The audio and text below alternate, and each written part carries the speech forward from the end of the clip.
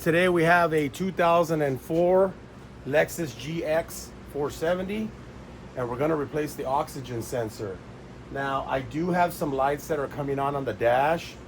I got a check engine light, and I also have the VS something light. I'll show you in just a second. And then there's another light. I've already had the master cylinder replaced. This whole unit has been replaced. Got a rebuilt one, got it done at a shop. Everything ran good for a while, and then I just finished driving it for maybe like a month or so, and then I started having issues. Okay, so when I turn on my vehicle, the first light that comes on is a check engine light, and then these other two lights come on. Before, when I had the problem with the ABS system, the ABS light would also come on top. So that got me to think that it's more than likely not the ABS that's bad, and that there's another issue going on. And then I would also get like a screeching sound from that ABS unit, which was basically the solenoid. So once they fixed that, these problems went away. But then, you know, like I said, a couple weeks after, these lights came back on, but the ABS light didn't come on. So I thought it was the same problem, but I wasn't getting the noise anymore. Brakes seemed fine, everything was working fine, but it's just these lights were coming on.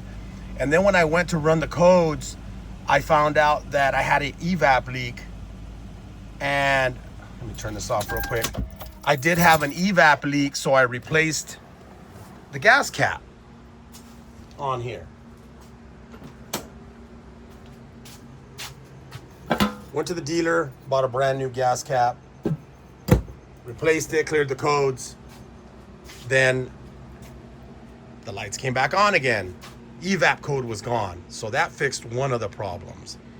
And then this kind of kept happening for a little while. I didn't realize what was going on, and then the more and more I did more research on this, the more and more this told me that, you know, maybe I have a speed sensor issue, because it's weird. On these vehicles, there's a lot of sensors that are connected into the computer and to the ABS system. So if one fails, it sends a signal to the computer, and then it throws codes like it's like the ABS system is bad, because it turns off that VSC system, the traction control or something like that. It turns those off when you start to have issues. I think it does it so that you fix the problem. I don't know 100%, you know, but anyways, I already cleaned all the speed sensors, the ABS sensors on all the wheels. The back ones were really dirty. They had like grease on them. The front ones were very, very clean, and the back two looked like they were used, because they did have markings from a junkyard. So I don't know, maybe they had problems with it before. I don't know if the rear seals are bad and that's causing some kind of an issue, because that will cause a problem. If that's leaking, it will throw a code to the computer if that sensor stops reading right. So I fixed that, but when I ran my codes again, my oxygen sensor did come up bank 1, sensor 1 bad.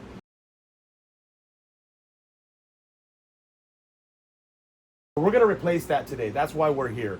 I'm just kind of giving you the backstory, so if you've had similar issues with something like this, with this GX470s, they seem to kind of have a lot of stuff connected to them. So what we're gonna do first is we're gonna jack up the vehicle. I'm gonna remove the wheel, and I believe I'll be able to see some oxygen sensors right there, but I'm gonna remove the wheel so I can have a little bit better access to get in there. I'm wondering if the plug's right there. I think I still need to dive underneath so I can get to that plug a little bit easier, but if I don't have to get under there, I won't. But I will jack up the vehicle because I have to take the wheel off. Normally you have like a splash shield right here that you need to remove. This one doesn't have it. So mine doesn't have the splash guards on the side. They're completely missing. But there's just little push clips that you just use like a little door panel tool and pop them off. They're usually like lined up all the way around. So normally like they're right in here. Like there's a clip there. There's one right there. So you can see part of the shield's broken. Oh, this fell off.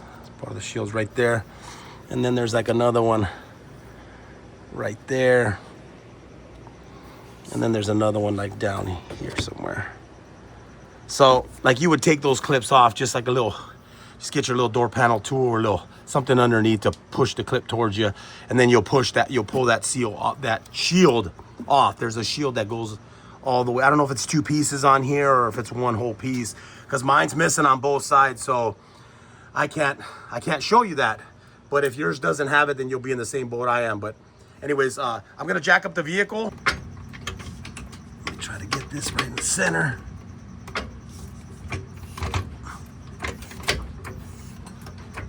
So you block off your wheels. And then once I jack this up, I'm gonna put a jack stand somewhere under here. Okay, maybe I'll do it further back, because if I have to dive under here, I don't want it to be in my way.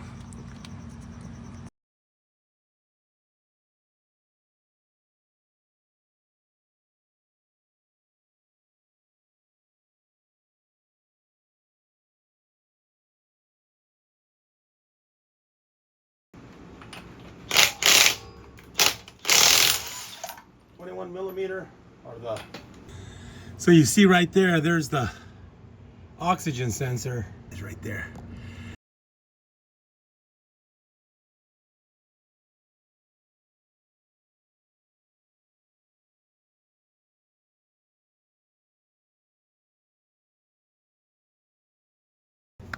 I'm gonna spray a little bit of PB Blaster on here.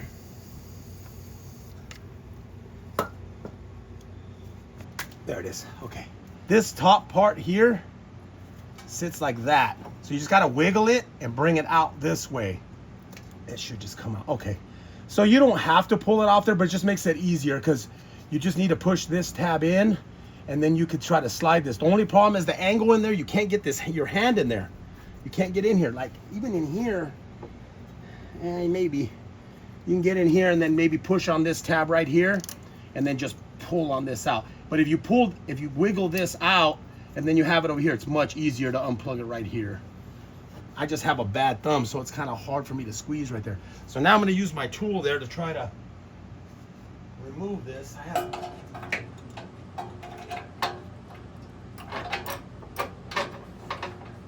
Now if you can't break it loose, maybe you can get a breaker bar or something.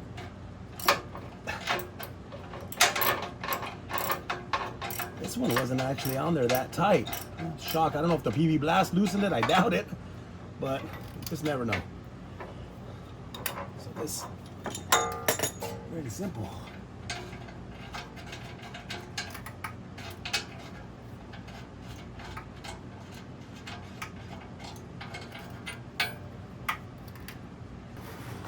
So supposedly when it's like this white, whatever gasket sealant they used on the engine somewhere wasn't properly used. At least that's what I've looked up online, but you know what? That's not here now. We're just gonna go ahead and replace the sensor. Okay, so this is the old sensor, and then this is the new sensor. It's a Denso. I got this at Rock Auto. It's the part number right there, 234-4138. It's the Upstream sensor. It does come with some of this stuff here.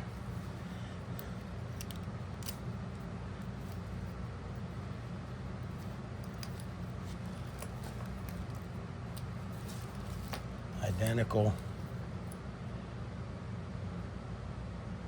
This one obviously is a Toyota. It's made by, it's Denso. Obviously the part numbers are going to be a little bit different. This one's manufactured almost spot on to the original if you look at it. Obviously Denso does make them for Toyota. So if you look at this, and the real important thing is right in here. This area right here is where you can usually tell if it's a fake Denso product. Usually like all this is one color. This is 2 different colors. And then also there's a dimple right here, similar to the original. See that? A little tiny dimple right in there. Whereas the aftermarket ones that are, you know, are either knockoffs or they're just aftermarket, they don't have that little dimple. I don't know if that means anything or even this means anything. It's just a different material that they use in here. Some of them use like, I think like all this type of material all the way up here, where this looks like 2 different materials. Anyways, we're gonna go ahead and put a little bit of this this copper right along the thread, and we're not going to use a lot. We're just going to put it's basically an anti-seize, but this is an anti-seize made for oxygen sensors. You don't want to use just any anti-seize on here, and you don't want to use a lot of this either. I'm just going to barely put a little bit on there. The other one didn't have any on there, but keep any moisture from getting in there.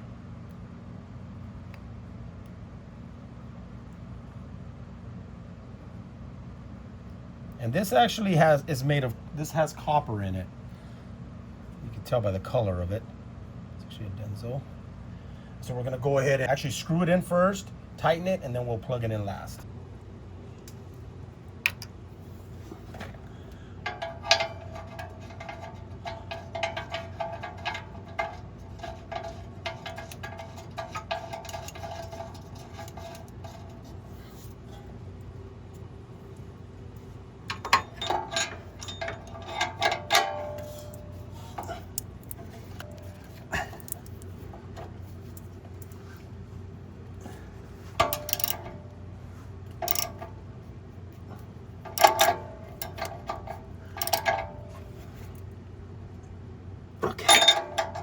That's tight enough.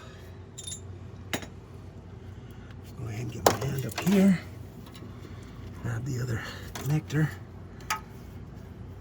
Squeeze those together. Make sure it clips in. And then this little part right here is gonna slide in right back here. Hopefully you guys can see that spot right there. It's just gotta slide in that way. This has to slide in. I can't do it. I got to do it with my right hand. Right there. Goes in like this. See right there where the little hook is? And then there it goes. There it goes.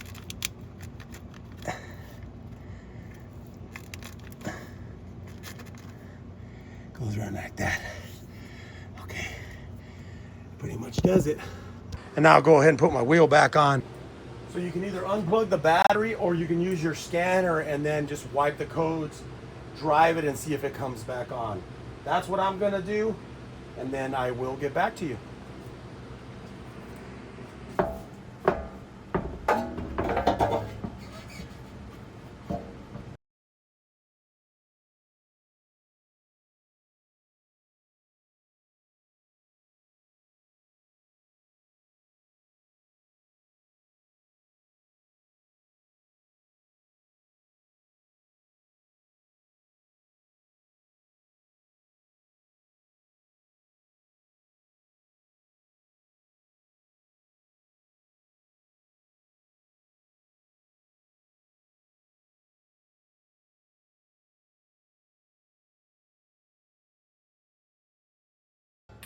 And then when you get it down on the floor, make sure you torque it down to the specs. It's usually in your manual.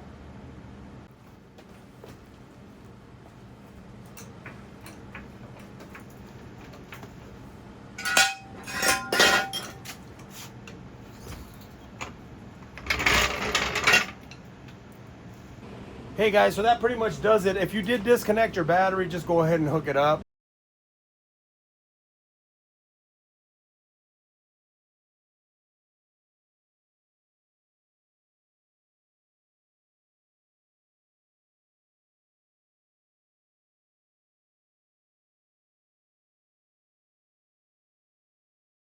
I do actually feel it run a lot smoother now that the O2 sensor's been replaced. On top of that, I'm not getting that gas smell like when I turn it on, because I was getting kind of like a foul smell, like it wasn't burning gas right or something. So far looking good.